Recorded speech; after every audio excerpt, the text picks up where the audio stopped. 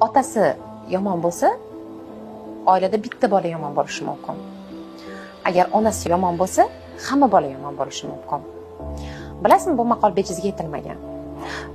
To'g'ri, hamma oilada ham ideal, chiroyli bo'lavermaydi. Hamma oilada muammolar bo'lishi mumkin.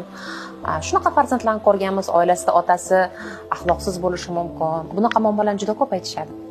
Lekin men aytamanki, otasi kim, qanday inson bo'lishidan qat'iy nazar, oilada ona yaxshi bo'lishi kerak birinchi o'rinda. Men shunaqa oilalarni bilaman. To'g'ri, otasi piyonista bo'lishi mumkin, otasini qanaqadir xulqi buzuq bo'lishi mumkin, lekin onasi chiroyli, sabrli ayol bo'lgani uchun hamma farzandlari bir-biridan chiroyli xulqlida. Lekin agar otasi yaxshi inson bo'la turib, onasi xulqi buzuq bo'lsa, oilada hamma farzandda ana shu buzuq xulq ko'rinadi-da. Shuning uchun aytamanki, oilada otani qanday bo'lishidan birinchi onani qanday bo'lishi, onani qanday xulq-atvorga ega bo'lishi bu eng muhim narsa tarbiyada.